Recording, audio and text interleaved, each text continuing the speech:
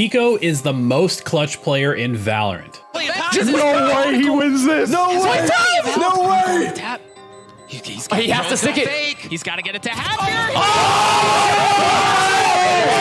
His ability to close out 1v1 rounds or beat the odds against even more opponents has been fascinating fans for years.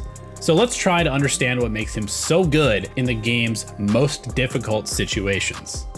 In this example, Hiko and Asuna are the final two remaining players for 100 Thieves against Havan Liberty. As they head into the A site, Hiko is going to fire a dart that checks behind the screens area. And even though it doesn't ping anyone, Asuna is able to find a quick pick middle, and as he clears out the rest of the site, he finds another one on the Sage who had been hiding under the rafters. This clears the way for Hiko to plant the spike, but as he does, he ends up tanking 2 shock darts and drops to only 15 HP. Knowing that the pressure is likely coming from middle, Hiko and Asuna double swing the door from screens. Now in a 1v2 with only 15 HP, Hiko's clutch gene is fully activated. He has 2 shock darts to work with and knows where both players are roughly because Asuna saw them before dying. With this information, Hiko is going to fall back behind 410 because he is not healthy enough to challenge the players as they come onto the site. He holds a super tight angle on somebody coming from screens, but as soon as the Sova fires a recon dart, Hiko has to change his plan.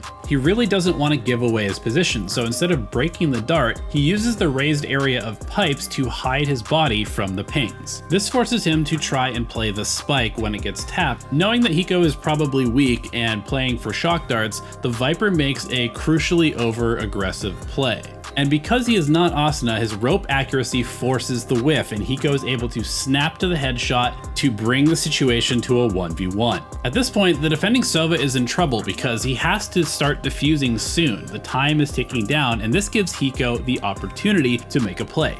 Hiko uses his recon dart as bait to figure out where the Sova is, and then swings around the far side of 410, expecting the Sova to pre-aim the more common angle to defend the spike from. This gives Hiko just a fraction of a second timing advantage where he is able to headshot Crane as the defending Sova tries to snap his aim across the screen to where Hiko is shooting him from.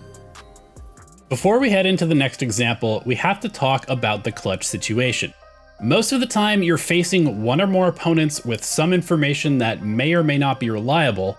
The clock will often be working against you, and there will be too many angles to watch.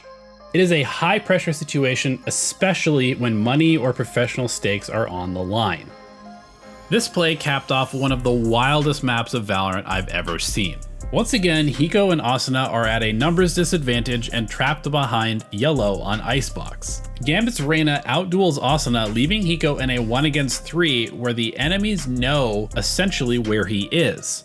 Hiko knows that there are players likely pinching around both sides of yellow, and he knows that there is a Reyna on the longer angle and somebody will probably be coming around the short angle where he is watching. His close positioning catches the overly aggressive peek from Defo, and this puts him in a 1v2. But he knows the pressure is coming from Reyna from the other side, and he swings back around quickly to do a bit of damage before ducking back into a cover, narrowly avoiding going down himself. He also uses this movement as an opportunity to check on the spike and see if he can figure out where the other player is, before strafing back out to fight the Reyna and taking him down. At this point, Gambit's Sova knows that Hiko is extremely weak and is charging yellow to try and finish him off. Hiko hears the footsteps and he makes the most important decision of this round. Instead of trying to fight the Sova who is rushing him, he realizes that there's not enough time for the defuse to happen if he is able to just survive a little bit longer. So he takes out his knife and jumps around the back corner of yellow, narrowly avoiding a bullet from Chronicle. This forces Chronicle to have to either chase him further around yellow and likely run out of time to defuse, or go back to the spike and stick it, and essentially wins Hiko the round. As soon as Hiko hears the defuse start, he knows what Chronicle has done.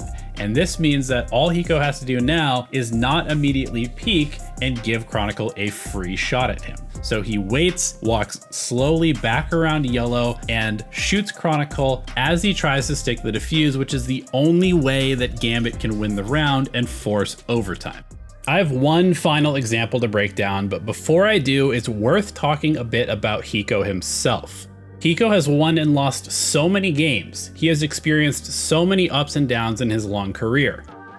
I think this fact alone gives him a distinct advantage over most people.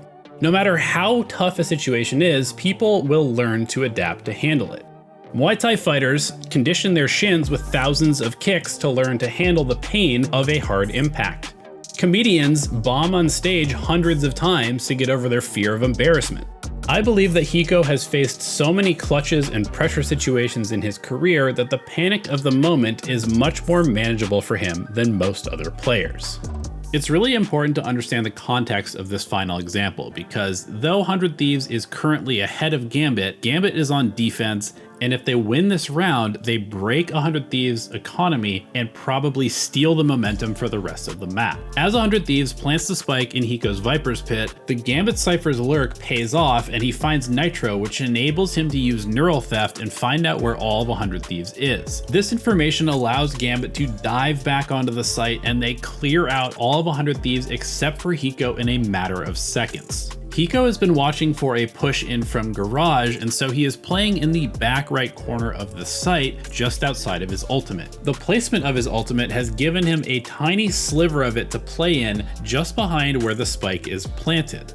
And when the opposing jet smokes off the spike to go for the defuse, Hiko doesn't immediately dive in, but waits for a second and then uses the jet's smoke to isolate the diffuser and take him out. This causes the enemy Cypher to rush forward to try and spray down Hiko, and Hiko quickly retreats back out of his smoke while spraying, which catches the 1 HP Cypher who has decayed over time in the Viper's Pit. He then repositions up against the wooden box to take a very close angle for the final player if they do try to push him out of the smoke. And then we get to see the infamous difference between Vandals and Phantoms, because Gambit's Viper fires a test shot out of the smoke and Hiko sees the tracer. This gives Hiko a general idea of where the Viper is, and he sprays the spike to stop the defuse, and this prompts Chronicle to shoot back, again giving away his position because of the tracers from the Vandal. Hiko uses this information to reposition and simply wait for Chronicle to try and push out of the smoke to find him, and this gives Hiko a very easy final kill in a very difficult situation. Everyone deals with stress in different ways and with varying capacity. However, like most other skills, it is something that can be improved upon with a deliberate approach. Thanks for watching, and we will see you in another video very soon.